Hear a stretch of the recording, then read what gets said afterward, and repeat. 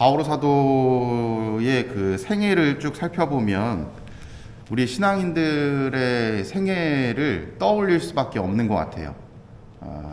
왜냐하면 이 바오로 사도는 이 죄를 지으면서 살아갔던 사람이고 한순간에 하느님을 만나서 마음을 고쳐먹는 거죠.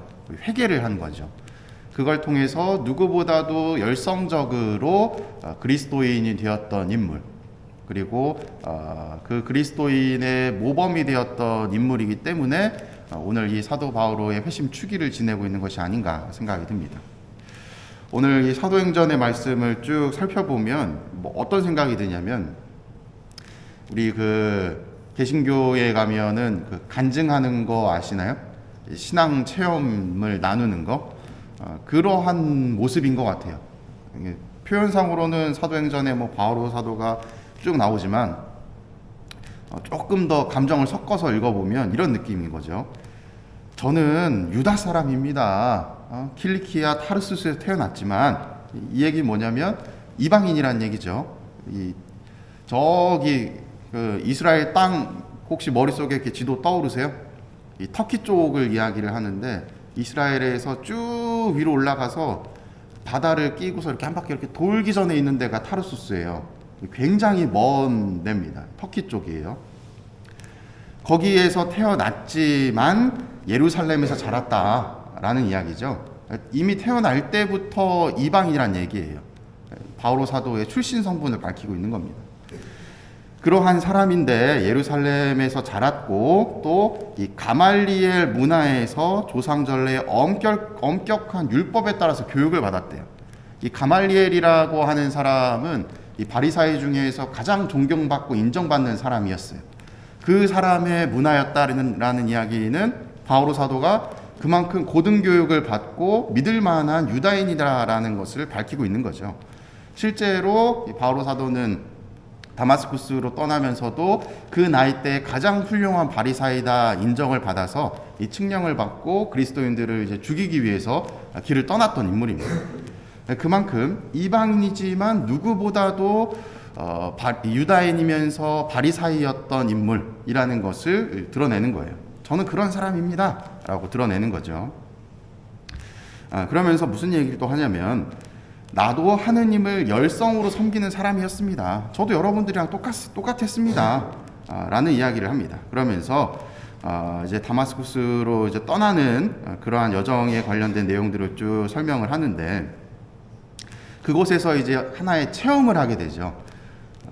갑자기 하늘에서 빛이 탁 나면서 하느님의 음성이 들리고, 그때부터 이제 눈이 멀게 되고, 하느님께서 뭐라 그러셨냐면, 이 하나니아스라고 하는 사람을 찾아가라. 그러면 너의 눈이 다시 보일 것이다 라고 이야기를 하셨고, 하나니아스도 하느님의 계시를 받아서 뭐라 그러죠? 누가 올 텐데 그 사람한테 기도를 해줘라. 그러면 이제 그리고 나서 그 사람에게 세례를 주어라. 그런 어떤 하느님의 이끄심이 있었기 때문에 두 인물이 결국은 만나게 되죠. 누구보다도 바리사이였던 이 바오로는 전혀 다른 모습으로 이제 변화하게 됩니다. 체험을 한 거죠. 신앙적 체험을 한 거예요. 하느님을 목격한, 목격이라는 표현보다는 하느님을 체험한 인물이 되었던 겁니다. 그를 통해서 그는 자신이 가지고 있었던 이 전반적인 삶의 커다란 틀이 어느 한순간에 확 바뀌는 거예요. 내가 이 가말리엘 문화에서 유다인으로서 고등교육도 받고 바리사이 중에 바리사이고, 아마도 나는 이 가말리엘을 잇는 훌륭한 바리사이로서 성장하겠지. 그리고 그것이 곧 하느님께 사랑받는 길이고 하느님의 길을 따르는 길이겠지 라고 하는 착각 속에서 살아갔다가 하느님을 직접적으로 만나면서, 내가 생각했었던 나의 세상, 나의 틀이 아무것도 아니구나, 잘못된 것이었구나 라는 것을 깨닫게 되는 거죠. 그것이 이제 우리 표현으로는 회개라고 이제 표현을 하는 겁니다. 그 회개가 있고 난 이후에 이제 바오로는 전혀 다른 삶으로 변화하게 되죠. 어떤 삶? 박해를 하는 사람의 입장에서 이제는 박해를 받는 사람의 입장으로 전혀 다른 모습으로 바뀌게 됩니다. 박해를 하는 사람은 생명을 앗아가는 사람이지만, 박해를 받는 사람은 생명을 빼앗기는 사람이죠. 어찌 보면 이 위아래로 따진다면 위에 있는 권력자의 모습에서 이제 낮아지는 모습을 보이게 되는 거예요. 무엇이 이 바로를 낮아지는 삶으로 바뀔 수 있었는가 생각해 보면 결국 삶에서 가장 중요하다고 여겼던 하느님을 만났기 때문에, 그리고 그 하느님을 믿는 과정이 잘못되었다는 것을 깨달았기 때문에 가능한 것이 아닌가 생각을 해봅니다. 그러한 그는 이제 눈을 뜨게 되고 다시 세례를 받음을 통해서 하느님의 자녀로 성장하게 됩니다. 이 바오로 사도의 삶을 쭉 이렇게 돌아보면 제가 신앙적인 간증과 같다라고 말씀을 드렸는데, 우리도 이러한 과정을 비슷하게 살아가요. 똑같이는 못 살아갑니다. 왜냐하면 결론이 다르기 때문에. 우리도 비슷하게 뭔가 내가 잘못된 길을 걸어가거나 잘못된 선택을 하거나 신앙적인 길에서 조금 멀어지는 경우들이 생긴다 할 때 갑자기 누군가를 통해서 혹은 어떠한 상황을 통해서 너 지금 잘못된 길로 가고 있어 하고 깨달음을 얻을 때가 있죠. 그 깨달음을 얻고 나서 우리는 어떻게 변화하게 되죠? 전혀 다른 삶으로 변화를 못해요. 아, 그렇구나 라고 깨닫고 그 자리에 머물러 있죠.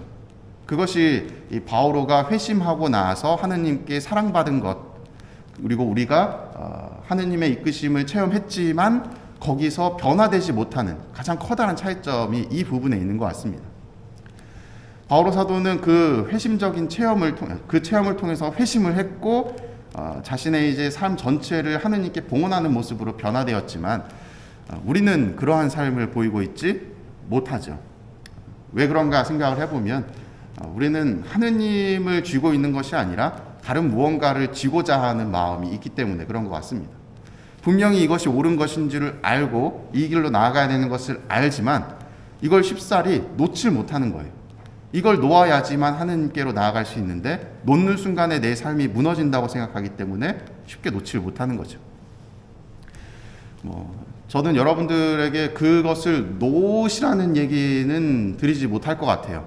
왜냐하면 저의 삶이 아니라 여러분들의 삶이기 때문에. 하지만 두 손 가득 꽉 쥐고 있는 것 중에서 하나 정도는 이렇게 좀 풀고 다른 하느님의 뜻을 잡을 수도 있지 않을까 생각을 해봅니다. 제가 강론 중에 그런 얘기도 많이 하는데 이 양다리를 걸치면 안 된다라는 이야기를 하는데 오늘은 이런 말씀을 드리고 싶어요. 양다리를 걸쳐라. 양다리를 걸친다라는 표현이 마음이 갈라져 있다라는 표현이잖아요. 근데 어떤 사람에게는 이 양다리가 필요하지 않을까라고 또 생각이 듭니다. 어떤 사람, 잘못된 것을 양쪽 모두 다 움켜쥐고 있는 사람, 그런 사람에게 그거 다 놓고 이쪽으로 와라고 하면 올 수 있을까요? 못 오죠. 하나만 놓고 일단 다리를 좀 걸쳐놔봐. 그리고 조금씩 옆으로 와라고 이야기할 수 있겠죠. 그런 것처럼 우리도 혹시나 여기 계신 분들 중에 이 나쁜 쪽의 모든 것들을 쥐고 계신 분들은 아마 안 계실 거예요. 그랬다면 이 자리에 나와 계시지도 않았겠죠. 하지만 내 마음속에서 유혹적인 뭔가가 있다라고 하신다면 양다리를 걸치고 있는 지금의 이 상황이 나쁜 것만은 아니다라는 말씀을 드리고 싶습니다. 마음을 또 잘 다독이셔서 바오로 사도께서 회심하시고 또 그를 통해서 하느님의 자녀로 거듭나시고 또 교회사에 커다란 업적을 남기신 것처럼 여러분들도 여러분들의 삶 안에서 나의 삶의 자리 안에서 신앙적인 업적을 남기실 수 있는 그런 신앙생활을 해보셨으면 좋겠습니다. 그것이 우리가 바오로 사도를 떠올리면서 그 바오로 사도 참 훌륭하신 분이지 라고 기억하는 것처럼 우리 어머니, 우리 아버지 참 훌륭하셨지, 참 신앙생활 열심히 하셨지 라는 그런 어떤 본보기를 또 표양을 남겨주실 수 있으면 좋지 않을까 생각해 봅니다. 사랑합니다.